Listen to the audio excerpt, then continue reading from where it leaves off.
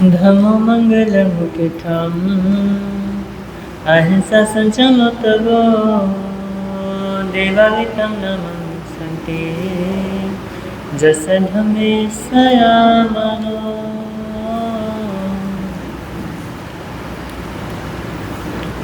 सर्वप्रथम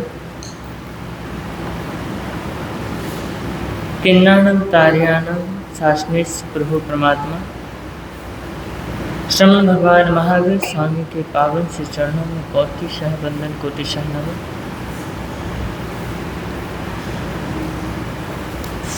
समस्त गुरु भगवंतों के पावन से चरणों में, मेरे आराध्य पूज्य गुरुदेव के पावन से चरणों में कोटिशः वंदन कोटिशः नमन। एवं श्री नवनीत मुनि जी तथा साथी परिवार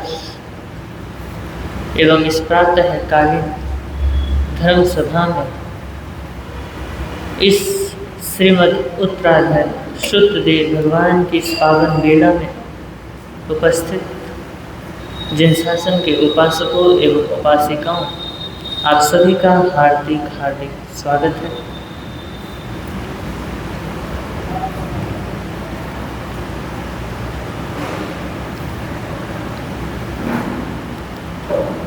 सभी अपने अपने भाग्य को सराहें, अपनी अपनी पुण्यवाणी को नमन करें कि उस पुण्यवाणी के बलबूते पर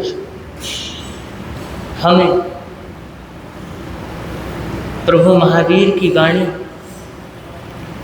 वीतराग वाणी, जिन वाणी श्रवण करने का एक शुभ अवसर प्राप्त हुआ है। क्योंकि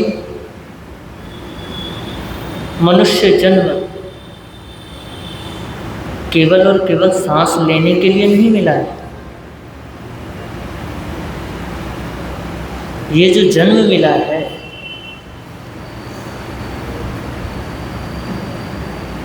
इस जन्म में हमें आत्मा की पहचान करनी है। यह जो जीवन मिला है आत्मा की पहचान के लिए मिला है,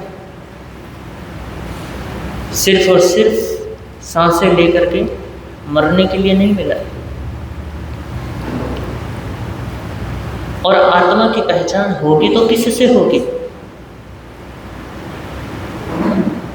बताओ? आत्मा की पहचान किससे होगी?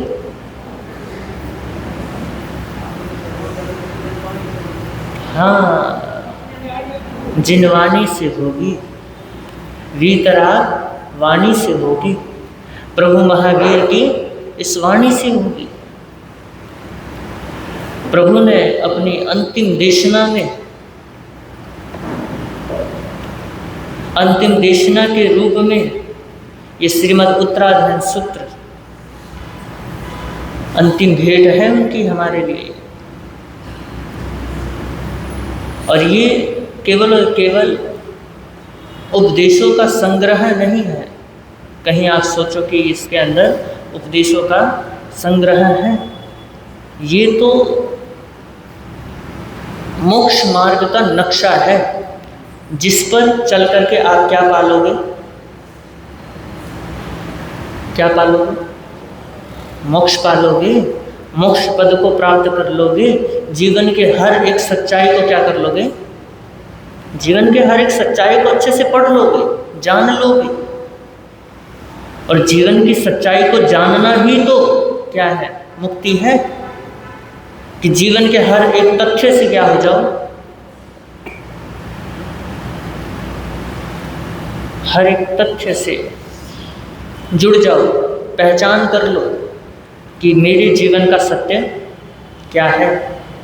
और जीवन का सत्य क्या है? जीवन का सत्य तो आत्मा है, वही तो परमात्मा है।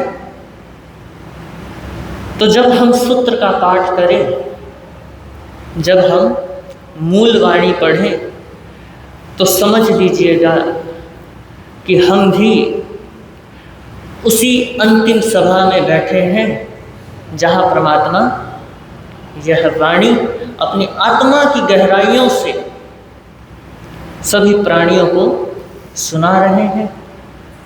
और जब हम ऐसा सोच करके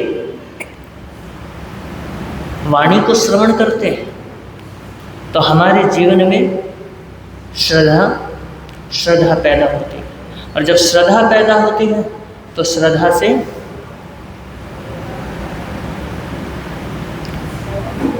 से फिर धर्म में क्या आती है? धर्म में पराक्रम आता है। तो वाणी को सुन करके श्रद्धा आना यह अत्यंत दुर्लभ है। और फिर अगर श्रद्धा भी आ गई तो उसमें पराक्रम करना और भी कठिन है। और देखिए, अगर जिसको श्रद्धा आ गई है वो एक ना एक दिन उसमें पराक्रम भी जरूर करेगा। और अगर पराक्रम कर रहा है तो वो क्या है? वो साधना है। श्रद्धा से साधना आ गई और साधना से फिर क्या मिलती है? साधना से सिद्धि मिलती है। तो प्रभु महावीर की वाणी से हमें उनकी वाणी सुन करके हमें हमारे भीतर श्रद्धा पैदा होनी चाहिए। और श्रद्धा पैदा हो गई बस उसके बाद तो फिर कल्याण होना निश्चित है। तो हम श्रीमद् उत्तराध्ययन सूत्र की मूल वाणी में प्रवेश करें। उससे पूर्व श्रीमद् उत्तराध्ययन सूत्र की महिमा बताने वाला, जिनवाणी का सम्मान करने वाला, जिनवाणी की स्तुति गाने वाला एक वही भावपूर्ण गीत जो हम नित्य प्रतिदिन गाते हैं। तो जुड़िए। वीर प्रभु की अंतिम वाणी, वीर प्रभु की अंतिम वाणी, उत्तराध्ययन को खोलो, जय जिनवाणी बोलो, जय जिनवाणी बोलो। उत्तराध्ययन में गुंजित होते, उत्तराध्ययन में गुंजित होते, प्रभु शिक्षा अपना लो जी बोलो, जय जिनवाणी। मंगलकारी भव भयहारी, जिनवाणी है सरना, जिसके आराधन से निश्चित ही मिटता जन्म मरना। पाप कर्म को छोड़ के अब तो, पाप कर्म को छोड़ के अब तो, जिनवाणी के बोलो, जय जिनवाणी, जय जिनवाणी। जिनवाणी का हर अक्षर ही अक्षय आनंद दाता, शब्द शब्द में सत्य धर्म का संदेश मिल जाता। हर वाक्यों में वैराग्य की, हर वाक्यों में वैराग्य की गूंज हृदय में ढालो, जय जिनवाणी बोलो, जय जिनवाणी बोलो।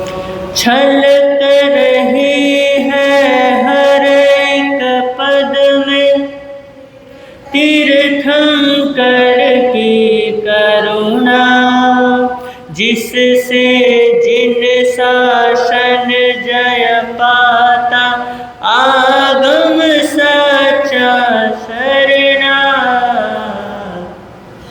हम भी जीवन पावन कर ले, हम भी जीवन पावन। इधर उधर मत डोलो,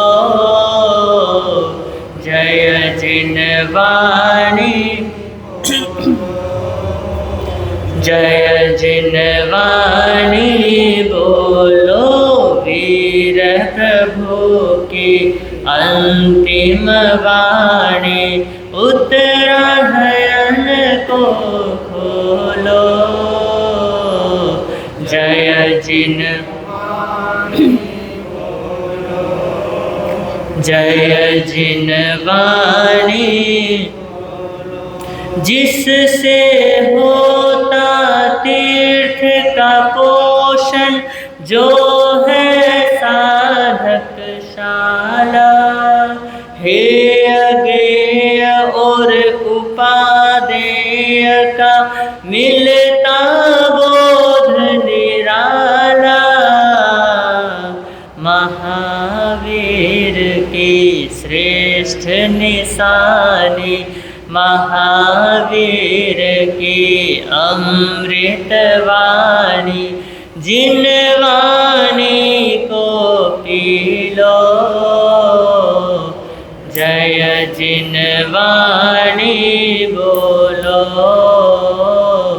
जय जिनवाणी बोलो। उत्तरायण में गुंजित होती, उत्तरायण में प्रभु शिक्षा अपना लो। जीवन धन्य बना लो, जय जिनवाणी बोलो। बोले श्रीमद् उत्तरायण श्रुतदेव भगवान की जय हो। बोलिए श्रवण भगवान महावीर स्वामी की जय हो। बोलिए आर्य सुधर्मा स्वामी भगवान की जय हो। बोलिए आर्य जम्बो स्वामी भगवान की जय हो।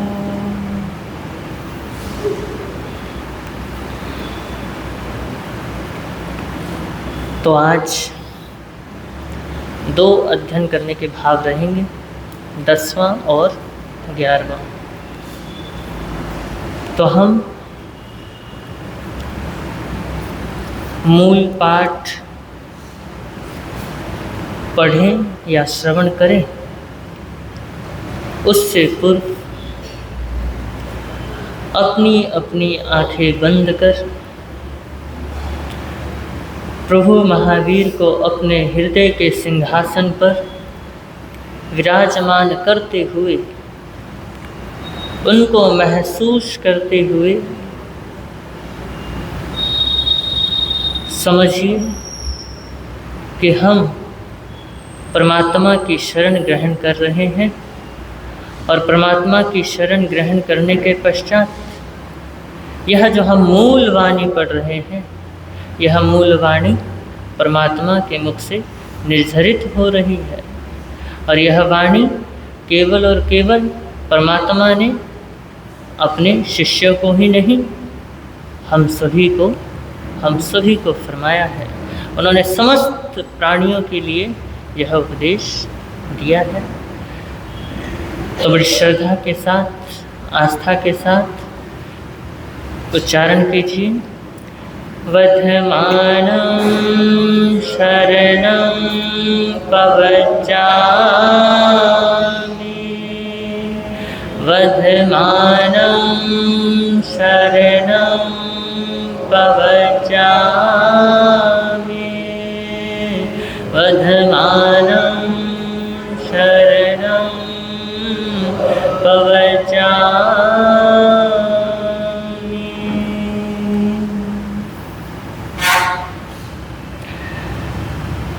10वां अध्ययन द्रुमपत्रक। दुम पत्तय पंडुय जाहा निवटराय गणान अच्छय एवं मनुयान जीवियम समयम बोयम अपमाय कुसज्ञ जहाँ उस बिंदुए थोवम चिट्ठय लंब मानय एवं मनुयान जीवियम समयम गोयम अपमाय इतरियमि अवे जीविय बहु पच्चवाय विहुना हिरय पूरे कड़म समयम गोयम अपमाय दुल्लह खलु मानुषे भवे चिरकालेन विसवक्पानिनम गाढ़ा विविवाग कम्मोनो समयम गोयम अपमाय पुढविकायमय गौ उको संजीवो उसंवसे कालम संखा एयम समयम गोयम अपमाय आउकाय मय गौ उको संजीवो उसंवसे कालम संखा एयम समयम गोयम अपमाय देवकाय मय गौ उको संजीवो उसंवसे कालम संखा एयम समयम गोयम अपमाय वाहुकाय मय गौ उको संजीवो संवसे कालम संखायम समयम गोयम अपमाय वनसहिकाय मय गौ उको संजीवो संवसे कालमनंत दुरंतयम समयम गोयम अपमाय वे इंद्रिय काय मय गौ उको संजीवो संवसे कालम संखिज सन्नियम समयम गोयम अपमाय ते इंद्रिय काय मय गौ उको संजीवो संवसे कालम संखिज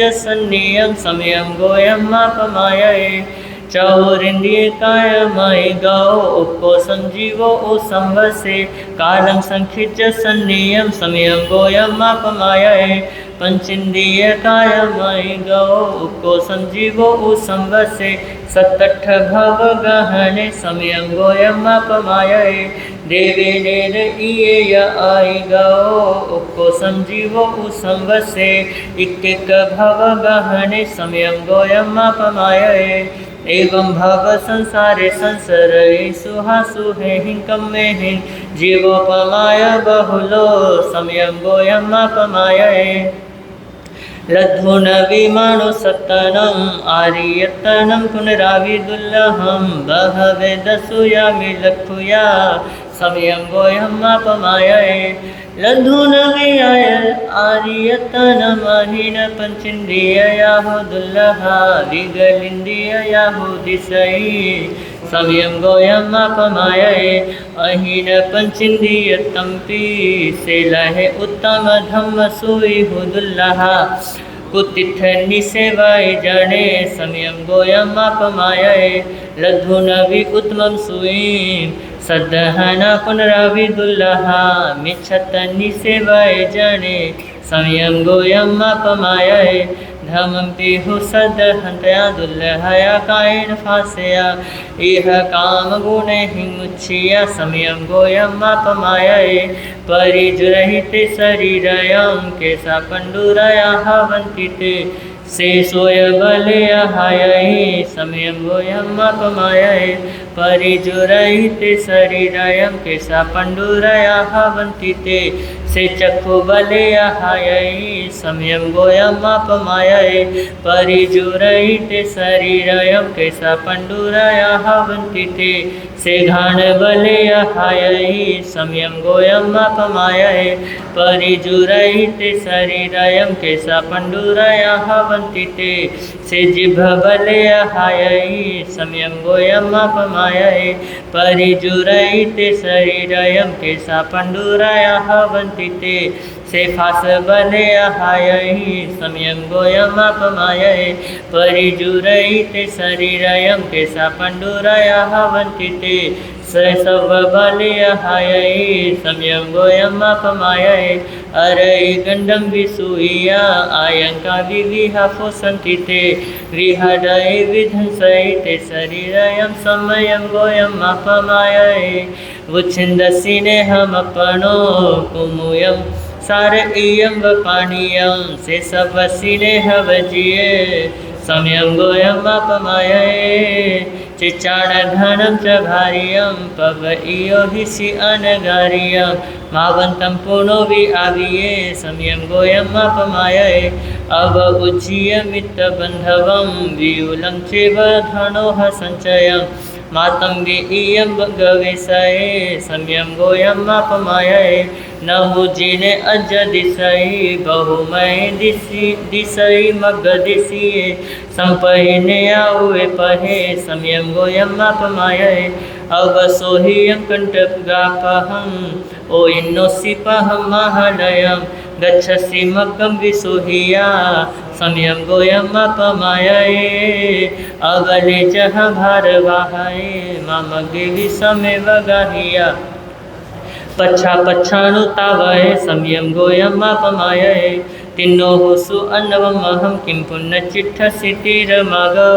अभितुर पारं गमितये सम्यं गोयम अपमाये अकलेवरसे निमुसिया सिद्धिं गोयं लोयं गच्छसि खेमं च शिवम् अनुत्तरं सम्यं गोयम अपमाये बुद्धे परिनिबुद्धचरे गाम गए नगरे वसंजये सन्ति मग्गं च गुहाय सम्यं गोयम अपमाये बुद्धस्य निसम्मभाष्यं सुकह्य मठ्ठपवसोह्यं रागं दोषं च छिन्दिया सिद्धि गयं गए गोयमेति वेमि।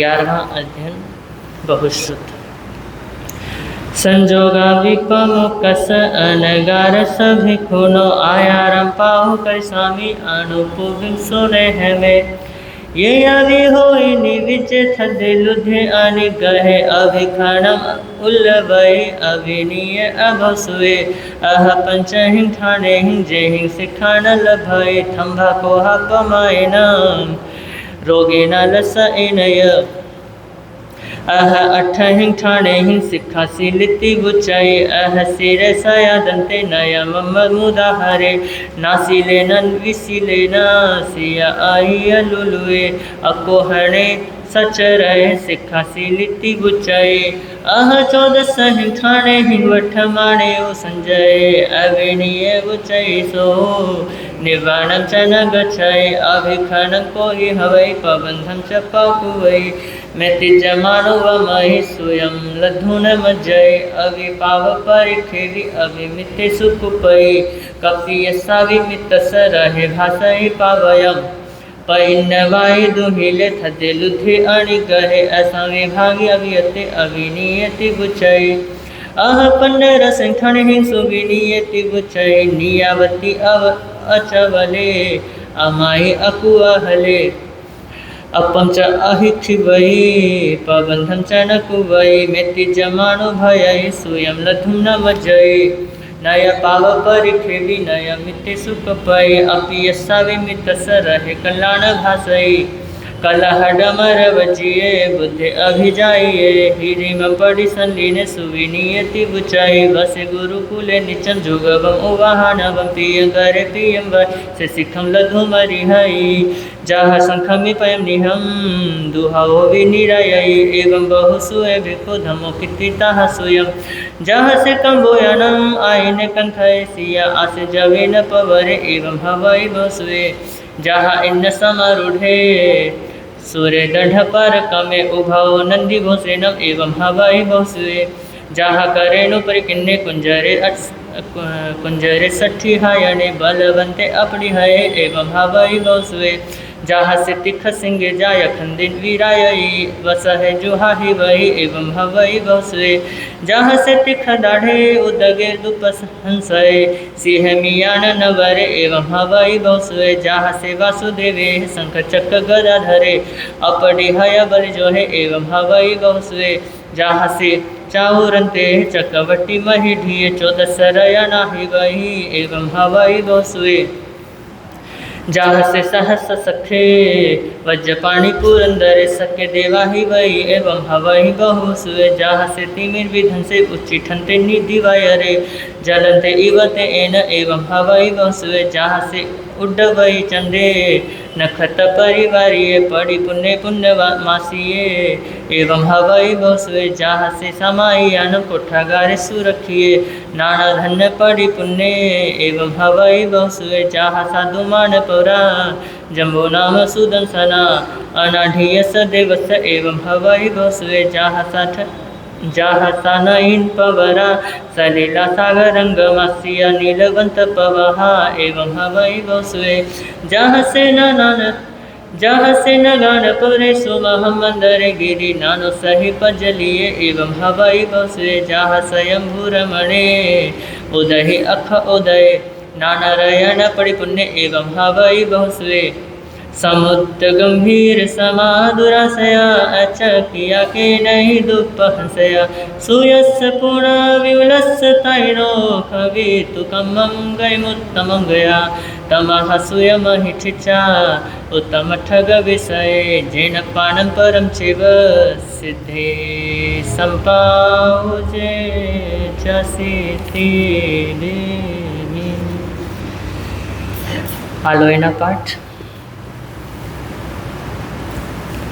श्रीयाग में टीवी है पन्नते तंजाहा सुत्तागमे अथागमे तदुभयागमे ए हवा श्रुत ज्ञान के विषय में जे कोई अत्याचार लाग्या होए ते में आलोम जवायधम वचामिल्यम हिनखरम अचखरम पैहिनम विनयहीनम जोगहीनम घोषिनम सुठुदिनम दुठु पड़ीछम अकाले को सझाओ काले न को सझाओ ऐ सझाइए सझायम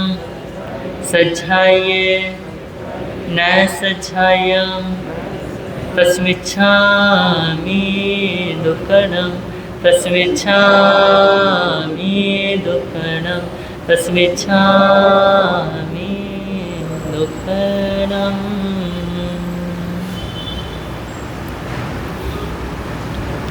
दसवां अध्ययन पत्रक। तो इस अध्ययन को समझने के लिए 4 पंक्तियां हैं।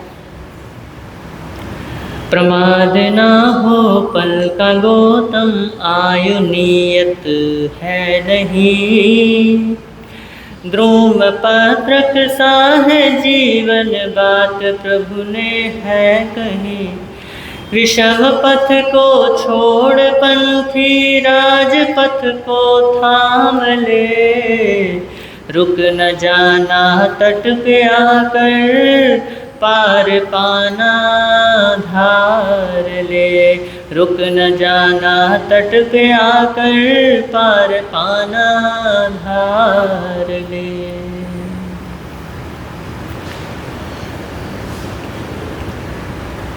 यह जो 10वां अध्ययन है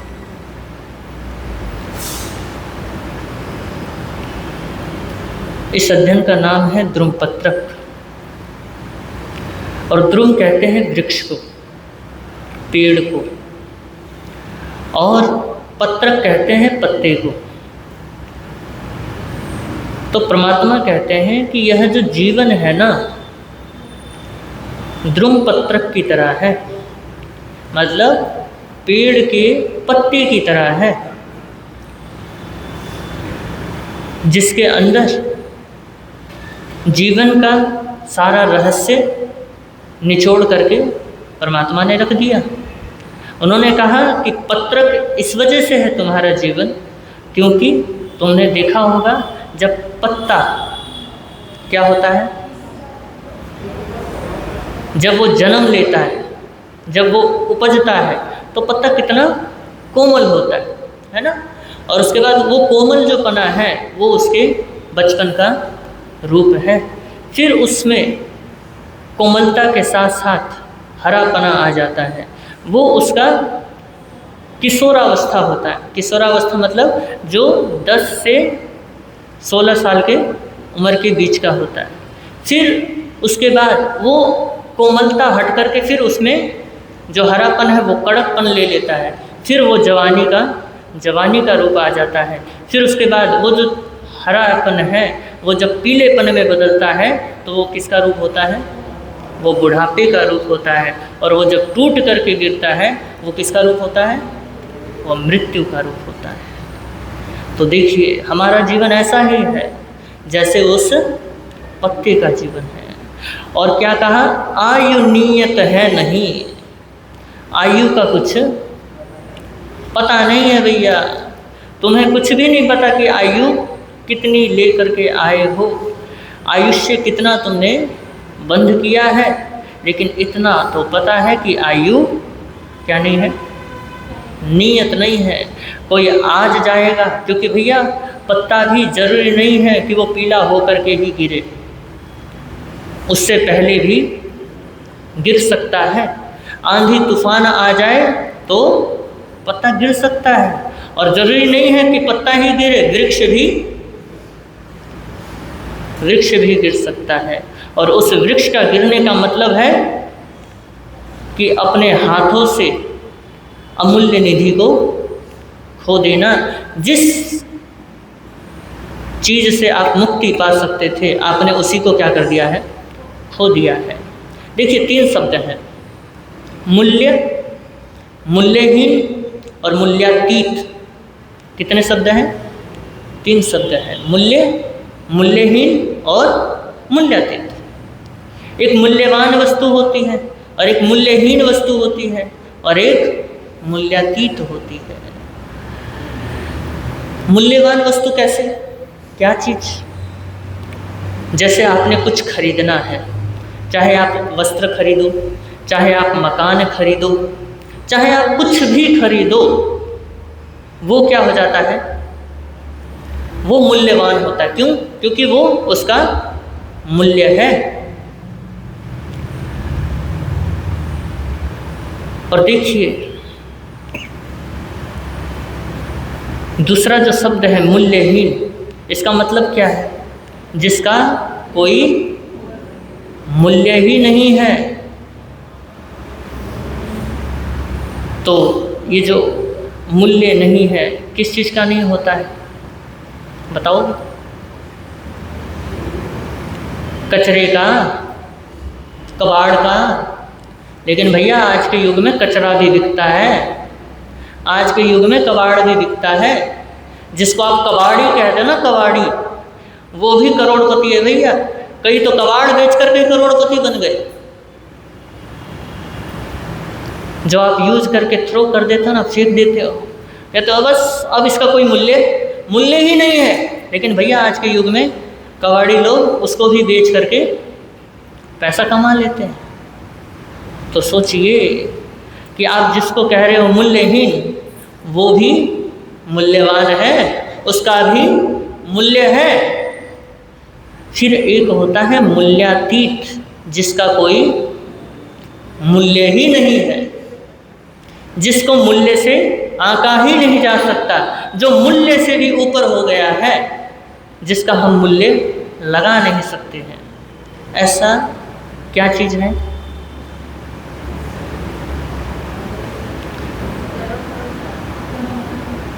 वो है हमारी आत्मा। आत्मा का स्वभाव। आत्मा का स्वभाव क्या है? ज्ञान, दर्शन, चारित्र, है ना? सम्यक ज्ञान, दर्शन, चारित्र, तप। और देखिए इसमें आत्मा का स्वभाव एक और है कि आत्मा करुणावान होती है। हमारी जो आत्मा है, हमारा जो स्वभाव है वो है करुणावान होना, दयावान होना, मैत्री भाव होना, सत्य के प्रति प्यास होना, ये है मूल्यातीत होना। अब देखिए करुणा का कोई मूल्य नहीं है, आप इसका कोई मूल्य आंक नहीं सकते हो। ज्ञान का आप मूल्य आंक नहीं सकते हो। और जो समय है, समय भी मूल्यातीत है, उसको भी आप आंक नहीं सकते हो। और देखिए ये जो मूल्यहीन है, क्योंकि भैया कचरे का भी मूल्य निकाल दिया हमने, है ना? तो अब देखिए मूल्यहीन क्या है? मूल्यहीन हमारी नफरत है। क्या है? हमारी नफरत है, हमारा जो कसाय है वो है मूल्यहीन, जिसका कोई मूल्य ही नहीं होता है। जो व्यक्ति क्रोध करता है, क्रोध का कोई मूल्य नहीं है, लेकिन क्षमा का मूल्य भी नहीं है, क्षमा भी अमूल्य है। लेकिन दोनों में फर्क है। एक की कोई कीमत ही नहीं है, और एक की कीमत लगाना चाहे तो कीमत लगा ही नहीं सकते। तो जो क्षमावान होता है उसका आप मूल्य लगा नहीं सकते, और जो क्रोधी होते हैं उनका आप उसका भी मूल्य नहीं लगा सकते, क्योंकि उसका कोई मूल्य ही नहीं है। और देखिए, जो अभिमानी होता है उसका भी कोई मूल्य नहीं होता है। कहते हो ना, अरे अपने घर का होगा तो लाड साहब, यहाँ कुछ नहीं चलता है ना, अपने घर का शेर होगा, यहाँ पे बोल मिल गए मूल्य, हो गया, कितना मूल्य है? कुछ भी तो मूल्य नहीं लगाया उसने। बोला कि अपने घर का होगा तो मूल्यवान, यहाँ तेरी कुछ नहीं चलने वाली है। तो देखिए, जो अहंकार है वो आपके, उसका तो मूल्य है ही नहीं। और उसके बाद वो अगर आपके जीवन में आ गया है तो आपका भी मूल्य क्या कर देता है? खत्म कर देता है। तो जो मूल्य अतीत है, जिसका मूल्य नहीं लगाया जा सकता, जिसे हम कहते हैं सत्य, जिसे कहते हैं हम ज्ञान, जिसे कहते हैं हम तप, जिसे कहते हैं हम मोक्ष का मार्ग, उसका भी मूल्य नहीं लगा सकते। तो ये हो गया मूल्यातीत। तो इस अध्ययन के अंदर परमात्मा ने हर तरीके से एक ही बात कही है, हर तरफ से एक ही बात कही है कि भैया जो हो गया सो हो गया, जो हो रहा है, जो होने वाला है, उसे तुम छोड़ दो, और उसके बाद जो वर्तमान जीवन में हो तुम, उसमें प्रमाद मत करो। जो भविष्य में होने वाला है उसे छोड़ दो, और जो अतीत में हो चुका उसे भी छोड़ दो, लेकिन वर्तमान तुम्हें मिला हुआ है। इस वर्तमान के अंदर ही तुम क्या कर सकते हो? अपना जीवन सार्थक कर सकते हो, क्योंकि आयु क्या नहीं है? नियत नहीं है। मतलब आयु मतलब हम कितना जिएंगे इसका कुछ अता पता नहीं है। तो हमें जीवन को सार्थक करना है। परमात्मा कह रहे हैं कि तुम्हारा जीवन ऐसे है जैसे कुश के अग्रभाग में उपस्थित एक बिंदु, जो क्या हो जाएगा? गिर जाएगा और मिट्टी में मिल जाएगा और वाष्प बनके उड़ जाएगा। ऐसा ही हमारा जीवन है, और इस जीवन को तुम क्या कर लो? सार्थक कर लो। क्योंकि क्या कहा? विषम पथ को छोड़ पंथी राजपथ को थाम ले, रुक न जानना तट पे आकर पार पाना धार ले। कि तुम्हारे पास अब सत्य का मार्ग है, सत्य का मार्ग तुम्हें मिल चुका है। देखिए, इसी अध्ययन के अंदर परमात्मा ने बताया कि देखो, मनुष्य जन्म मिलना अत्यंत दुर्लभ है, और मनुष्य जन्म मिलने के बाद आर्य क्षेत्र मिलना और भी दुर्लभ है, और आर्य क्षेत्र मिलने के बाद पूर्ण इंद्रियों का मिलना और भी दुर्लभ। पूर्ण इंद्रियों का मतलब आँखें मिलना। होते ना कई, क्या होते? विकलांग होते हैं, कईयों की आँखें नहीं होती, कईयों के हाथ नहीं होते, कईयों को सुनने का श्रोतेंद्रिय नहीं होता है। तो पूर्ण इंद्रियां मिलना और भी, ये सब मूल्यातीत हैं। क्या है? ये सब मूल्यातीत हैं, इनका कोई मूल्य लगा नहीं सकते हैं। तो परमात्मा तुम्हारे जीवन का मूल्य बतला रहे हैं, मूल्य नहीं, अमूल्य निधि बता रहे हैं कि तुम्हारे जीवन की सच्चाई क्या है। तो वो बता रहे हैं कि पूर्ण इंद्रियां मिलना और भी दुर्लभ है, और पूर्ण इंद्रियां मिल भी जाए तो भैया धर्म की संगति मिलना और भी दुर्लभ है। और अगर धर्म की संगति मिल जाए तो धर्म का श्रवण और भी दुर्लभ है, और श्रवण करने के बाद उस पर श्रद्धा करना और भी दुर्लभ है, और श्रद्धा करने के बाद उसमें पराक्रम करना और भी दुर्लभ है। तो परमात्मा कह रहे हैं कि तुम्हारे पास ये सब चीज़ें क्या है? मौजूद हैं। तुम्हें ये चीज़ें मिली हुई हैं, तुम्हें आर्य क्षेत्र भी मिला हुआ है, तुम्हें यह मनुष्य जन्म भी मिला हुआ है, तुम्हें पूर्ण इंद्रियां भी मिली हुई है, तुम्हें धर्म भी मिला हुआ है, तुम्हें धर्म श्रवण भी मिला हुआ है, धर्म की संगति करने वाले मतलब साधु संत गुरु भगवंत भी मिले हुए हैं। अब क्या करना है, थोड़ा उसमें पराक्रम करना है। और एक बात और कहा परमात्मा ने कि अब तुम क्या कर दो, अब तुम पाप कर्मों को काटना शुरू कर दो। और ये मत समझना, क्योंकि ये जो जीवन है नियत नहीं है, जीवन का कुछ भरोसा नहीं है, कब मिट जाए कब टूट जाए। तो इसलिए इस जीवन के अंदर पुण्य कर्म भी कर लो, क्योंकि जो पुण्यहीन होते हैं वो क्या होते हैं, सभी गतियों में, है ना। इसी अध्ययन में बताया है परमात्मा ने कि जो पुण्यहीन होते हैं वो चारों गतियों में भटकते हैं, और चारों गतियों में भटकते भटकते तड़पते भी हैं, दुख भी पाते हैं, संख्यात काल तक भी रहते हैं, उन जीवनों में अनंत काल तक भी रहते हैं, और उसके बाद मनुष्य जन्म बड़ी दुर्लभता से मिलता है। और इस दुर्लभ जीवन में भी आयु कितनी है, छोटी सी है। और इस छोटी सी आयु में हमें क्या करना है, हमें धर्म करना है, हमें एक अमूल्य निधि को क्या करना है, प्राप्त करना है। तो परमात्मा कह रहे हैं कि इस छोटे से आयु में तुम क्या कर लो, कुछ धर्म ध्यान कर लो। क्योंकि हम क्या समझते हैं, हम समय का मूल्य नहीं समझते हैं, हम समय को मूल्यहीन समझते हैं। हम सोचते हैं कि भैया आज ना सही कल कर लेंगे, परसों कर लेंगे। अगर किसी नौजवान को कह दो कि भाई धर्म ध्यान कर लो, तो नौजवान क्या कहता है, अभी बुढ़ापा पड़ा है, बुढ़ापे में कर लेंगे धर्म ध्यान।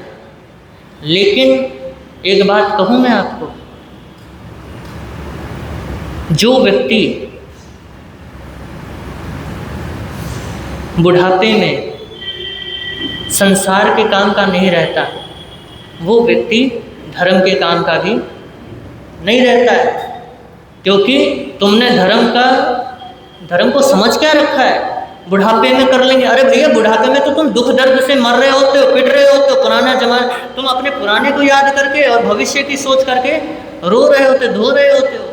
एक जवानी ही है जिसमें क्या होती है, ऊर्जा होती है। और इस ऊर्जा को परमात्मा ने क्या कहा है कि इसका सदुपयोग कर लो, इसी का सदुपयोग तो मुक्ति है। और हम क्या करते हैं, हम निरर्थक कर देते हैं। और देखिए, जिन शासन के अंदर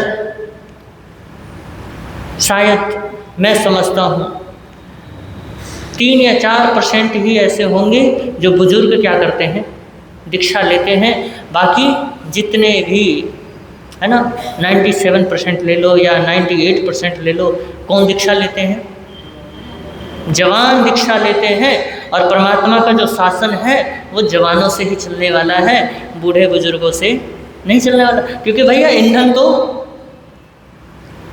अगर गाड़ी चलेगी तो किससे चलेगी, पेट्रोल से चलेगी। और पेट्रोल अगर फुल हो तो गाड़ी को कहीं भी भगा लो, कहीं भी पहुंचा लो, पहुंच जाएगी। लेकिन अगर गाड़ी में एक ही डंडी हो, है ना, 1 ही लीटर तेल हो, बस सांसें लेने लायक हो, तो बताओ वो गाड़ी चलेगी। अगर चल भी ले तो कहाँ तक पहुंच जाएगी। तो इसलिए धर्म को चलाने के लिए यह जो ऊर्जा मिली है, जवानी मिली है, परमात्मा कहते हैं कि इस ऊर्जा को उपयोग कर लो। क्योंकि समयम गोयम मापमाया है, इस उम्र को पा करके, इस समय को पा करके समय मात्र का भी प्रमाद मत करना। और देखिए प्रमाद क्या है, प्रमाद हमारा ये है कि हम बुराइयों में समय बिता देते हैं, ये हमारा प्रमाद है। और जब हम अच्छाई में, संगति में, हम सत्य के प्रति जब हमारा चिंतन चलता है, ये हमारा अप्रमाद है। परमात्मा कहते हैं कि साधु को भी, साधु का कौन सा गुण स्थान है, 6ठा गुण स्थान है ना। प्रमाद और अप्रमाद 2 गुण स्थान है। तो परमात्मा कहते हैं कि साधु को भी हमेशा 6ठे गुण स्थान में ही नहीं रहना है, 7वें गुण स्थान में भी प्रवेश करना है। और ऐसी बात नहीं है कि 7वां गुण स्थान साधुओं को टच नहीं होता है, मिलता नहीं है, जाते नहीं है। अरे जाते हैं कई बार, दिन में सुबह या शाम या दोपहर कोई ना कोई ऐसा वक्त होता है जब साधु सात्विक गुण स्थान को छू लेता है, क्योंकि इतना अप्रमत्तता आ जाती है, चिंतन इतना गहरा जाता है कि वो अप्रमाद में चले जाते हैं। ऐसे ही श्रावकों को भी कहा है कि भैया तुम भी क्या करो, तुम भी समय का सार्थक उपयोग कर लो। अगर तुम सार्थक उपयोग नहीं कर पाए तो तुमने तो समय को यूं ही गवा दिया है। और जिसने यूं गवा दिया है फिर वो क्या करता है, पछताता है। क्योंकि क्या कहा, विषम पथ को छोड़ पंथी राजपथ को थाम ले। जो विषम पथ को नहीं छोड़ता है फिर उसका जो पहिया है, गाड़ी का पहिया है, वो टूट जाता है तो बड़ा ही शोक मनाता है कि यार ये मैं किस मार्ग में आ गया। फिर इसलिए कह रहे हैं कि तू राजपथ को थाम ले, अब तेरे को सही रास्ता मिल गया है तो अब उस रास्ते को पकड़ ले। और उसके बाद किनारे पे ही अटक करके मत रहना, सिर्फ पुण्य को ही पकड़ करके मत बैठ जाना, बल्कि उस पुण्य को भी छोड़ देना। पार जाना भी सीख ले, पार जाना भी धार ले। तो हम गीतिका में प्रवेश करते हैं। वीर प्रभु के अंतिम वाणी, वीर प्रभु के अंतिम वाणी, सुन लो रे सुना लो, जीवन धन्य बना लो, जीवन वृक्ष पत्र सम जीवन, नश्वर ओस बिंदु सी आयु, ऐसी ही गति मानव की है कोई नहीं चिरायु। गौतम छोड़ प्रमाद को अब तो आत्म ज्ञान जगा लो, जीवन धन्य बना लो, जीवन। अल्प काल की इस आयु में विघ्न बहुत ही आते, क्योंकि भैया ये जो क्रोध है, मान है, माया है, लोभ है, काम है, वासना है, इच्छाएं हैं, ये सब क्या है, ये सब रुकावटें हैं, ये सब विघ्न हैं जो हमारे इस अल्प आयु में हमेशा आते ही रहते हैं। तो परमात्मा कह रहे हैं अल्प काल की इस आयु में विघ्न बहुत ही आते, दूर करो संचित कर्मों को ज्ञानी जन चेताते। गौतम छोड़ प्रमाद को अब तो आत्म ज्ञान जगा लो, जीवन धन्य बना लो, जीवन। पुण्यहीन चिरकाल यहाँ पर जन्म नहीं है पाते। इस मनुष्य जन्म को प्राप्त करने के लिए भी क्या चाहिए होता है, अनंत पुण्य चाहिए होता है, तब जाकर के ये मनुष्य चोला मिलता है। और इससे भी ज़्यादा अनंत पुण्य करो तो आपको बताया ही फिर धर्म मिलता है।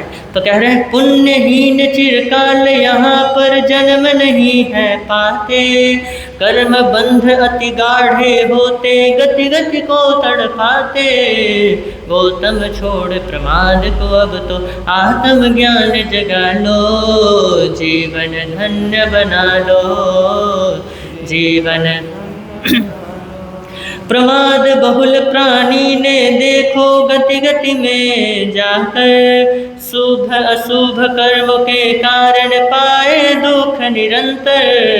गौतम छोड़ प्रमाद को अब तो आत्म ज्ञान जगा लो, जीवन धन्य बना लो, जीवन। दुर्लभ नर्तन आर्य क्षेत्र है पूर्ण इंद्रिया भी पाना, धर्म श्रवण संग दुर्लभ श्रद्धा दुर्लभ संयम निभाना।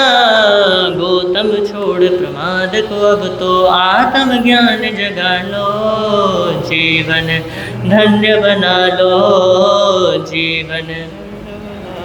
पांच इंद्रियां श्वेत केश और जर्जर होता तन मन, जब तक स्वस्थ तभी तक होता रत्नत्रयी आराधन। गौतम छोड़ प्रमाद को अब तो आत्म ज्ञान जगा लो, जीवन धन्य बना लो जीवन। विषम मार्ग को छोड़ा तुमने राजमार्ग पर आए, दृढ़ निश्चय से चले चलो अब छोड़ो सभी पराए। मोक्ष मार्ग का अब प्राप्त तुम्हें है, मोक्ष मार्ग अब प्राप्त तुम्हें है, गौतम इसे संभालो जीवन धन्य बना लो जीवन।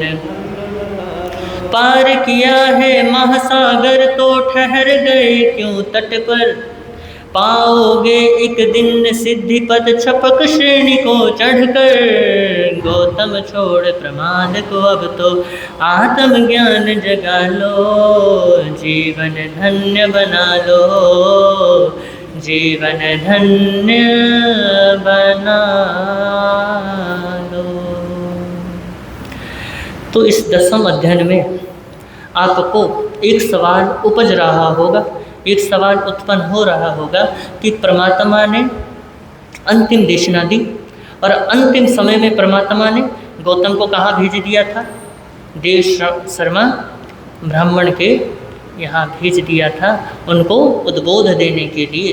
तो परमात्मा ने यह जो संदेश है, यह संदेश किसको दिया? तो एक बात समझ आती है, क्योंकि इस उत्तराध्ययन सूत्र के अंदर कुछ अध्ययन स्थविरों द्वारा संकलित है और कुछ जो है वो परमात्मा द्वारा उपदिष्ट है, और जो स्थविरों द्वारा रचित है वो भी परमात्मा की ही वाणी है। तो जो समाव्यांग सूत्र है उसके अंदर जो 36वां समाव्यांग है उसके अंदर 36 अध्ययनों का क्या आया है? वर्णन आया है। तो इससे समझ आता है कि परमात्मा की ही ये वाणी है। तो उसमें यह अध्ययन भी आया है। तो एक तो अर्थ हो गया ये कि स्थविरों ने रचित किया, क्योंकि इसमें अंत में कहा कि गौतम क्या हो गए? मुक्ति को प्राप्त हो गए। तो भगवान महावीर के होते होते तो मुक्त हुए नहीं, भगवान महावीर के जाने के बाद ही मुक्त हुए हैं। तो यह जो है दूसरी बात आती है कि हो सकता है परमात्मा ने यह अध्ययन गौतम स्वामी के लिए ही फरमाई हो कि यह संदेश मेरा गौतम को दे देना। और यह जो संदेश है सिर्फ गौतम को ही नहीं, हर एक गौतम को दिया है। क्योंकि जो गौतम शब्द है, सिर्फ तीसरी बात, यह जो गौतम शब्द है इंद्रियों के समूह का वाचक है। जो 5 इंद्रियों वाला प्राणी होता है, जो बुद्धि जीव होते हैं, उनके लिए गौतम शब्द का भी प्रयोग होता है। तो 5 इंद्रियों वाले को भी गौतम कहते हैं। तो हम सभी क्या हैं? हम सभी गौतम हैं। तो परमात्मा ने हर एक गौतम को, हर एक पंचेंद्रिय प्राणी को, जो भी पंचेंद्रिय प्राणी है, बुद्धि जीव है, उन सभी के लिए यह वाणी दी है। तो यह इसका समाधान है। अब यही समाधान हम क्या कर सकते हैं? समझ सकते हैं। बाकी इसके ऊपर आप सभी इस अध्ययन को अच्छे से समझिएगा, अच्छे से पढ़िएगा, क्योंकि इतना समय नहीं है कि इसका क्या करें, हम विश्लेषण करें।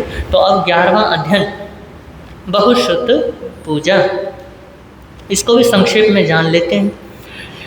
गुरुवर की आज्ञा में रहे और हो विनय की पालना, गुरुवर की आज्ञा में रहे और हो विनय की पालना, पूज्य बहुश्रुतता है होती चरण श्रुत की साधना, अज्ञान का तम नष्ट करके तप से उनका शोभना, मुक्ति साधन जो कहा है श्रुत की कर लो अर्चना, मुक्ति साधन जो कहा है श्रुत की कर लो अर्चना।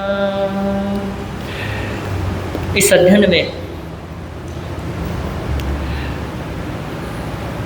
बहुश्रुत पूजा मतलब बहुश्रुत क्या, बहुश्रुत की महिमा गाई गई है कि बहुश्रुत कौन होते हैं, बहुश्रुत कैसे होते हैं, बहुश्रुत के अंदर कितने कितने गुण होते हैं, बहुश्रुत के अंदर कितने दोष नहीं होते हैं। इसके विषय में इस अध्ययन में परमात्मा ने फरमाया है। तो बहु का मतलब होता है बहुत सारा, श्रुत का मतलब होता है ज्ञान, क्योंकि श्रुत ज्ञान का प्रतीक है। तो बहुत सारा ज्ञान है जिन्हें, वो कौन होते हैं? वो होते हैं बहुश्रुत। तो बहुश्रुत को बहुत सारी उपमाओं से इस अध्ययन में उपमित किया गया है। कितनी उपमाएं हैं? 16 उपमाओं से बहुश्रुत को उपमित किया गया है और कहा है कि 14 दोष बहुश्रुत के अंदर नहीं होते हैं और 15 लक्षण किसके अंदर होते हैं? बहुश्रुत के अंदर होते हैं। तो इस अध्ययन के अंदर जैसे बहुश्रुत की उपमाएं, बहुश्रुत को उपमाएं दी गई हैं, ऐसे ही परमात्मा महावीर को भी दी गई हैं। और आपने श्रवण भी किया है, सुना भी है कि पुच्छि सुनम में परमात्मा को कैसे कहते हैं? परमात्मा को कहते हैं कि वो नक्षत्रों के बीच में किसके समान है? चंद्रमा की तरह है। ग्रहों के बीच में किसके समान है? सूर्य के समान है। पक्षियों में किसके समान है? गरुड़ के समान है। और सभी भगवानों में किसके समान है? क्योंकि साधारण केवली होते, सभी साधारण केवलियों में तीर्थंकर के समान हैं। तीर्थंकर के समान क्या? वो तीर्थंकर ही हैं। और सुदर्शन मेरु पर्वत जैसे सभी पर्वतों में महान है, ऐसे ही अरिहंत परमात्मा महावीर भी महान है। तो ऐसे ही बहुत सारी उपमाएं भगवान महावीर को दी गई हैं, ऐसे ही बहुश्रुत को भी उपमित किया गया है। तो एक बात याद रखिएगा कि ज्ञान पाना हो सकता है बहुत आसान हो, क्योंकि विद्या प्राप्त करना कोई बड़ी बात नहीं है। बिना गुरु के भी प्राप्त हो सकती है, बिना किसी पंडित के भी आप पंडित बन सकते हो। लेकिन जो ज्ञान है वो बिना गुरु के नहीं हो सकता। वो जो ज्ञान है वो बिना किसी शरणा के, गुरु की शरणा तो लेनी ही पड़ती है। और जब वो ज्ञान हो जाता है, जब वो विद्या प्राप्त हो जाती है, तो उसको संभालना, प्राप्त करना आसान है, लेकिन उसको संभालना बड़ा कठिन है। क्योंकि ज्ञान होने के बाद व्यक्ति को कई बार अहंकार भी आ जाता है। वो जो विद्या है, वो विद्या प्राप्त करने के बाद उसको अभिमान आ जाता है। लेकिन जो असली ज्ञान है वो है आत्मज्ञान, है ना? आत्मज्ञान वो जिसको हो जाता है, फिर उसको अहंकार नहीं होता है। तो इसमें जो बताया गया है कि जरूरी नहीं है कि आप क्या करते हो, शुद्ध को केवल और केवल पढ़ते ही हो। जरूरी नहीं है कि आपने सिर्फ बहुश्रुत अध्ययन हो या जिनवानी का कोई भी सूत्र हो, आपने जिनवानी को सुना ही सुना है और इसको आप संभाल के रखते हो, ये जरूरी नहीं है। क्योंकि भैया देखो, इस साल क्या हो रही है? श्रुत आराधना हो रही है और ये 27 दिवसीय अनुष्ठान है। और इस 27 दिन के बाद उत्तराध्ययन सूत्र कहाँ पड़ा है ये भी कुछ पता नहीं है। पूरे साल भर में पता भी नहीं होगा कि हमारा उत्तराध्ययन नाम का कोई सूत्र भी है। ऐसा ही होता है ना? ऐसा ही होता है ज़्यादातर। क्योंकि संतों का काम क्या है भैया? आपको बुला के लाना, आपको प्रेरणा देना, और ये भी आप पे डिपेंड करता है कि आप आते हो या नहीं आते हो। तो श्रुत मिलना, श्रुत ज्ञान प्राप्त होना क्या है? आसान है, लेकिन उसको संभाल करके रखना बहुत कठिन है। तो जिन्होंने इस श्रुत ज्ञान को केवल और केवल सुना नहीं है, जिन्होंने जस का तस, जैसे का तैसा, जैसा परमात्मा ने फरमाया है वैसे के वैसा ही अपने जीवन में उतार लिया है, ऐसे बहुश्रुत की इसके अंदर महिमा गाई गई है, उसे ही बहुश्रुत कहते हैं। और देखिए, बहुश्रुत होने के लिए बहुत सारी योग्यताएं बतलाई गई हैं। तो जो पहली योग्यता बतलाई है वो है विनम्रता, कि जो बहुश्रुत होना चाहता है, जो ज्ञानवान होना चाहता है, जो ज्ञानी होना चाहता है, वो व्यक्ति क्या हो? विनम्र हो। मतलब अपने गुरु के प्रति नम्र हो, तभी उसको क्या मिल सकता है, ज्ञान हो सकता है। अगर कोई टीचर के सामने अकड़ करके खड़ा हो जाए और कहे कि मुझे सिखाओ, तो क्या वो टीचर उसको सिखाएगा? बिल्कुल नहीं सिखाएगा, बल्कि क्लास से बाहर कर देगा कि भैया निकल ले यहाँ से बाहर, है ना। तो इसलिए कहा है कि जिसको बहुश्रुत बनना है, जिसको ज्ञानी बनना है, उसको क्या करना पड़ेगा, विनम्र होना पड़ेगा। अगर विनम्रता नहीं है तो ज्ञान आ ही नहीं सकता, और ज्ञान नहीं आएगा तो टिकेगा कहाँ से। तो पहली जो योग्यता है वो है विनम्रता। दूसरी जो योग्यता बतलाई है कि वो चंचल ना हो, उसके भीतर चंचलता ना हो, चाहे मन की मानसिक चंचलता हो, चाहे वाचिक चंचलता हो। मानसिक का मतलब किताब तो यहाँ है लेकिन मन इधर उधर डोल रहा है। और फिर वाचिक चंचलता मतलब बोलने की आदत, ज़्यादा से ज़्यादा बोलना, फालतू में भी बोलना, बेवजह बोलना। और आपने देखा होगा कई लोग होते हैं, एक बार किसी का सहारा मिल जाए, एक बार कोई व्यक्ति मिल जाए, बस ये टेप रिकॉर्डर शुरू हो जाता है, फिर वो रुकने का नाम नहीं लेता है। तो ऐसी वाचिक चंचलता को क्या कर दे, वो त्याग दे। और जो ऐसी वाचिक चंचलता को त्यागता है वो क्या बन सकता है, वो बहुश्रुत बन सकता है। फिर आता है कायिक, मतलब एक जगह बैठ जाने के बाद इतनी स्थिरता होनी चाहिए उसके अंदर, इतना स्थैर्य होना चाहिए, इतना धैर्य होना चाहिए कि वो एक जगह क्या रहे, बैठा रहे।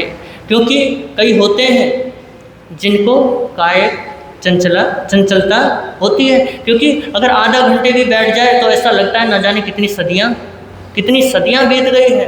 आदमी की कमर अकड़ जाती है और वो बड़ा परेशान होता है।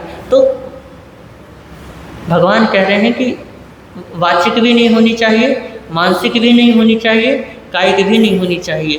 तीनों ही चंचलता, मतलब 3 योग जो है, इन तीनों योगों की चंचलता को क्या कर दे, वो त्याग दे और इसके ऊपर, इन योगों के ऊपर साध दे, तो वो क्या बन सकता है, बहुश्रुत हो सकता है। और फिर तीसरा एक और बताया कि भैया अगर ज्ञान चाहिए तो ये जो स्वाद लोलुपता है, स्वाद की आसक्ति है, कि खाने पीने में भी क्या रखना, स्वाद की आसक्ति रखना। और उस स्वाद के लिए बस खाऊं में लगा रहता है जो व्यक्ति, वो ज्ञान प्राप्त कर ही नहीं सकता। क्यों नहीं कर सकता? क्योंकि आसक्ति कहाँ है, खाने में है।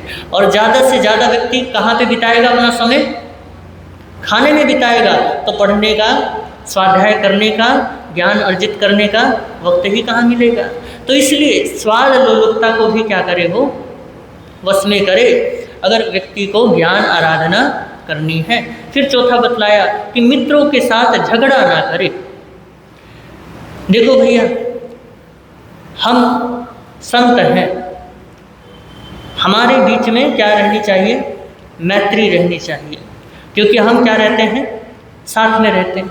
और ये आप लोगों के लिए भी, ये आप लोगों की भी बात है कि साथ में रहने वालों के साथ मैत्री होनी चाहिए। और मैत्री होने के बाद उनसे झगड़ा नहीं करना, क्योंकि भैया अगर तुमने झगड़ा कर लिया तो तुम्हारे स्वाध्याय में भी क्या आएगी, अड़चन आएगी। तो इसलिए मित्रता स्थापित रखो अपने आपस में। अगर तुम ऐसा करते हो तो तुम क्या करोगे, तुम अपने ज्ञान में बढ़ोगे, तुम्हें ज्ञान में सहयोग मिलेगा। और अगर तुम झगड़ा करते हो तो तुम्हें ज्ञान में अड़चन आएगी। फिर उसके बाद कहा कि जिसके साथ तुमने मैत्री कर रखी है उसकी निंदा मत करना, चाहे कितनी भी स्खलना क्यों ना हो, उसकी निंदा बिल्कुल नहीं करना, उसकी बुराई नहीं करना। और एक और गुण बताया बहुश्रुत का, कि जो बहुश्रुत बनना चाहता है, जो बहुश्रुत होना चाहता है, वो व्यक्ति कभी भी किसी भी व्यक्ति की सुनी हुई बात को क्या कर जाए, पचा जाए। ये नहीं कि आप आए, आपने मुझे बताया कि महाराज जी ऐसी ऐसी बात है और आपने बड़े विश्वास के साथ मुझे बताया, लेकिन ये महाराज तो बड़ा कमाल का है, इधर से सुना और इधर बता दिया। ऐसा ऐसा नहीं होना चाहिए। और देखिए आलोचना भी उन्हीं के सामने की जाती है जो क्या होते हैं, गीतार्थ होते हैं, जो क्या होते हैं, गंभीर होते हैं। तो बहुश्रुत के लिए कहा कि बहुश्रुत होने के लिए तुम्हें गंभीर भी होना पड़ेगा। तो बहुत सारी और भी उपमाएं, योग्यताएं बतलाई है। गुण तो और भी बहुत सारे हैं, सबकी व्याख्या हो नहीं सकती है। तो आप अगर जानना चाहते हैं तो इस अध्ययन को क्या कीजिए, स्वयं पढ़िए और आप जानिए कि ज्ञानी होने के लिए क्या क्या लक्षण बतलाए हैं, और अज्ञानी होने के लिए या अज्ञानी बनने के लिए जो दोष या अज्ञानी के जो दोष बतलाए हैं उन्हें जानिए, और उन अज्ञानी होने के जो सूत्र हैं उनको छोड़िए और ज्ञानी होने के सूत्र को पकड़ लीजिए, और जो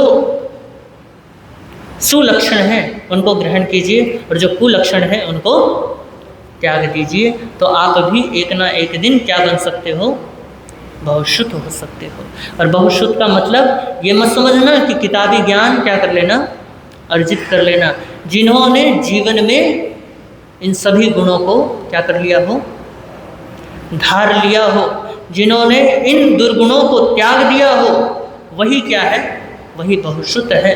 और जो गुणों को ही ग्रहण कर रहा है भैया वो तो आत्मा में ही जी रहा है, और आत्मा का ज्ञान ही सच्चा ज्ञान है। बाकी किताबी ज्ञान है तो किताबी ज्ञान है। और ये मैंने आपको कहा ना कि ये सिर्फ उपदेशों का संग्रह नहीं है, परमात्मा की ये जो वाणी है उपदेशों का संग्रह नहीं है, बल्कि ये मोक्ष मार्ग का नक्शा है। और नक्शा क्या है भैया, नक्शा में चल ही सकते हो, उसकी आप पूजा करते हुए मत बैठो, या नक्शा देख लिया बस हो गया भैया यहीं पे काम तमाम हो गया, यहीं पे काम खत्म हो गया, ऐसा नहीं। उसमें क्या करना है, पराक्रम करना है। अगर उस मंजिल को पाना है तो उस पर चलना तो पड़ेगा, चाहे तुम एक कदम ही बढ़ाओ, लेकिन बढ़ाओ तो सही। अगर वो एक कदम बढ़ गया तो फिर आगे बढ़ने से कोई तुम्हें रोक ही नहीं सकता। तो एक बार इसकी गीतिका को हम गुनगुना लेते हैं।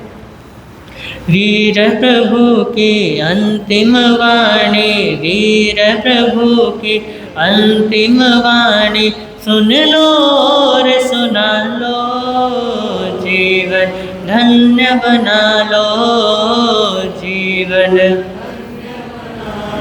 संयोगों से मुक्त हुआ जो बनता है अनगारी, बहुश्रुत का आचार कहूँ जो होता है हितकारी, उनका रूप समझ करके अब उनको शीश झुका लो, जीवन धन्य बना लो, जीवन।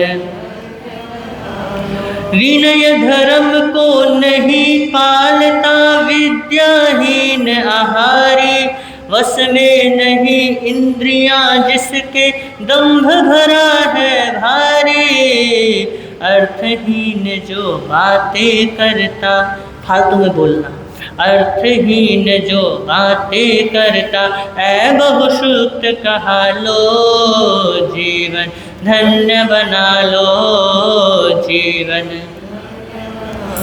नहीं अधिकारी वो शिक्षा का जो क्रोधी अभिमानी, आलस रोग प्रमाद के रहते नहीं बन सकता ज्ञानी। अब यहाँ पे बताया गया है कि शिक्षा कौन प्राप्त कर सकता है और शिक्षा कौन प्राप्त नहीं कर सकता है। कहा कि जो क्रोधी है, जो क्रोध को लंबे समय तक खींचता है, वो व्यक्ति ज्ञान प्राप्त नहीं कर सकता, क्योंकि वो क्रोध जो है उसकी ऊर्जा को नष्ट करता है और उसके ज्ञान को भी नष्ट करता है। विवेक बुद्धि बाहर हो जाती है, विवेक को वो ढक देता है। अभिमानी, जो अभिमानी होता है, कहता है कि मुझे सब कुछ आता है, वो व्यक्ति भी क्या नहीं कर सकता, ज्ञान उपलब्ध नहीं कर सकता। और देखिए, जानने के बाद कहे कि मैं जानता था तो भी नहीं प्राप्त कर सकता, क्योंकि वो अभिमान में कह रहा है। और आपने वो कहानी सुनी होगी ना, बहू और सास की, सुनी या नहीं सुनी? वो बहू नई नवेली आई थी, उसको खाना बनाना तो आता नहीं था, और उसके बाद वो क्या करती थी, पति को रिझाने के लिए नई नई रेसिपी बनाना था, तो उसने सोचा कि सासू माँ से ही पूछ ले। तो वो क्या करती थी, सासू माँ से पूछती थी और सासू माँ बता देती थी। और जब बता देती थी तो वो बहू बोलती थी कि ये तो मुझे पता था, मुझे पता था।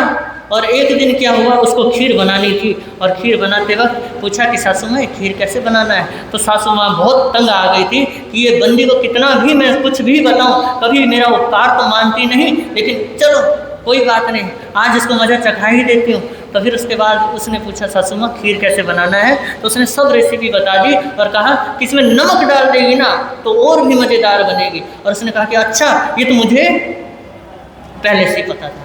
और फिर उसके बाद उसने खीर बनाई और अपने पति को खिलाई।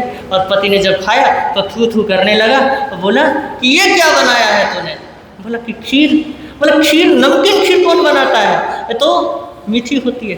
तो एकदम से सास ने मुस्कुरा दिया और बहू ने मुस्कुराते हुए चेहरे को देख लिया। फिर उसको एक शिक्षा मिल गई कि भैया कभी भी दंभ नहीं भरना, कभी अभिमान नहीं करना कि मुझे आता है, क्योंकि अभिमान वही करता है जिसके पास कुछ होता नहीं है। तो फिर कहा आलस, रोग, प्रमाद, रोग जिसके जीवन में है वो व्यक्ति भी ज्ञान प्राप्त नहीं कर सकता, क्योंकि वो रोग से पीड़ित है, रोग से दुखी है। फिर कहा प्रमाद और आलस। देखो दो शब्द का प्रयोग हुआ यहाँ पे। प्रमाद का मतलब क्या है, जो अप्रशस्त रास्ता है उस पे प्रवृत्ति करना, ये है प्रमाद। और जो प्रशस्त रास्ता है उसमें प्रवृत्ति ना करना, ये है आलस। मतलब समझ गए या नहीं समझे? अप्रशस्त का मतलब समझते हो? जो सही रास्ता नहीं है, जो सही नहीं है, मिथ्या है, जो मिथ्या में प्रवृत्ति करता है, जो मिथ्या में चलता है, वो क्या है, वो प्रमाद है।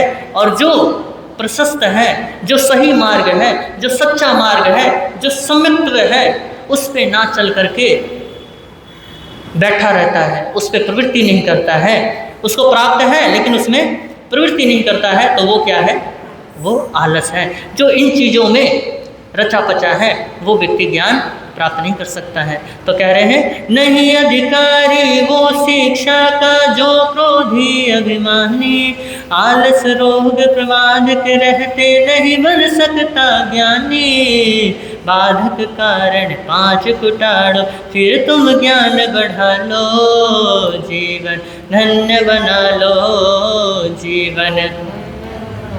शांत दांत हो हास्य करे ना, सत्य में हो अनुरक्ति, प्रकट करे नहीं मर्म किसी का, रस में नहीं आसक्ति। दूषण रहित चरित पालन कर, दूषण रहित चरित पालन कर, बहुश्रुतता प्रकटा लो, जीवन धन्य बना लो जीवन। क्रोध न रखे रहे अघारी, उन्मत्त ना हो श्रुत से, करे नहीं दोषी की निंदा, कुपित नहीं साथी से। उपकारी अप्रिय मित्र के गुण सारे अपना लो, जीवन धन्य बना लो जीवन। जिन शासन में चंद्र सूर्य संबहुश्रुत शोभा पाते, 17 उपमा देकर आगम उनकी महिमा गाते।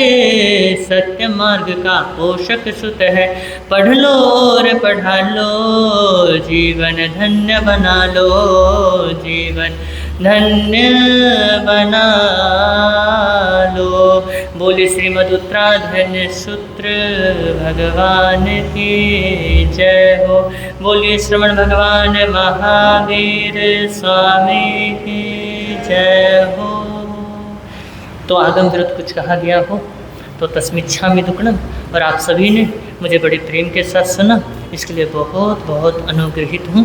और हमारे पूज्य गुरुदेव श्री सतीश मुनि जी महाराज साहब और उपाध्याय श्री जितेंद्र मुनि जी महाराज साहब ये एक बात कहा करते हैं, क्योंकि मैंने गुरुदेव श्री सतीश मुनि जी महाराज साहब से यह बात प्रथम बार सुनी थी कि यह जो अध्ययन है, जो ज्ञान को प्राप्त करना चाहता है, जो क्या करना चाहता है, विद्या अर्जित करना चाहता है उसको इसका पाठ नित्य प्रतिदिन करना चाहिए। और उपाध्याय श्री जितेंद्र मुनि जी महाराज साहब भी क्या कहते हैं कि आप बहुश्रुत की क्या कीजिए, महिमा को गाते रहिए, क्योंकि गुणी जनों की महिमा गाते गाते आप भी एक दिन गुणवान बन जाओगे। उनका सम्मान करोगे तो एक ना एक दिन तुम भी सम्माननीय हो जाओगे। तो इस अध्ययन को अगर हो सके तो आप स्वयं भी पढ़ें, अपने बच्चों को भी पढ़ाएं, तो उनके ज्ञान में बढ़ोतरी होगी। और उनको सिर्फ भौतिक ज्ञान ही नहीं, अध्यात्म ज्ञान भी इससे मिलेगा। तो आपने बड़े प्रेम के साथ सुना, इसके लिए बहुत बहुत आभारी।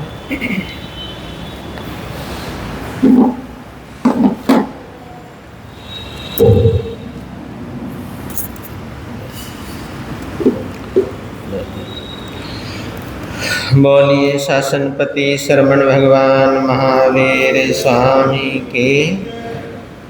आज की कुछ प्रकाश डाल सकूं, लेकिन गुरुदेव का चातुर्मास देहरादून के अंदर एक ऐतिहासिक रूप ले रहा है। और देहरादून के अंदर जो गुरु की जो तपोभूमि है, साधना स्थली है, गुरु प्रेम सुख धाम के अंदर उनका ऐतिहासिक चातुर्मास चल रहा है। आज वहाँ पर कार्यक्रम है, गुरुदेव की 48वीं दीक्षा जयंती मनाई जा रही है। लेकिन हम यहाँ से सभी गुरुदेव के प्रति यही मंगल कामनाएं, मंगल भावनाएं भाते हुए गुरुदेव श्री जी को 48वीं दीक्षा जयंती की हार्दिक बधाई, शुभकामनाएं प्रदान करते हैं। और विजयदशमी की, गांधी जयंती की आपको बहुत बहुत शुभकामनाएं, मंगल कामनाएं। और आज ओली तप भी चल रहा है। आज ओली तप का कौन सा दिन है? चौथा दिन है। और जो चौथा जो पद है वो कौन सा है? नमो तेरे स्वामी के दिगंबराचार्य संत रतन मुनि श्री विद्यासागर जी महाराज की, मंदिर मार्ग आचार्य पद्म भूषण पूज्य श्री रतन सुंदर सुरेश्वर जी महाराज की, स्थानकवासी आचार्य सम्राट ध्यान योगी पूज्य श्री शिव मुनि जी महाराज की, तेरा पंथाचार्य महातपस्वी पूज्य श्री महाश्रवण जी महाराज की, दुनिया के सभी महापुरुषों की, जैन धर्म की, विश्व धर्म की, नमो अरिहंताण नमो सिद्धाण नमो आर्यण नमो क्षण नमो सब सौनंगे सौ पंच नमोकारो सव पवपणशनो मंगलानंचे सभ्य सिंह पड़ मंग हवि मंगलम श्री चतारी मंगलम अरिहंता मंगलम सिद्धा मंगलम साहु मंगलम केली पणतो धमो मंगलम चतारी लोकतमा रिहंता लोकतमा सिद्धा लोकतमा साहु लोकतमा केली पणतो धमो लोकतमा चतारी शरणं पहुंचामि रिहते शरणं पहुंचामि सिद्धे शरणं पहुंचामि साहु शरणं पहुंचामि केली पणतं धम्मं शरणं पहुंचामि अरिहंता जी का शरणा सिद्धा जी का शरणा साधु जी का शरणा केवली पणतो दया धर्म का शरणा, ये चार शरण दुख हरण जगत में और न शरणा कोई होगा, जो भव प्राणी करे आचरण उसका अजर अमर पद होगा, उसका सदा ही मंगल होगा।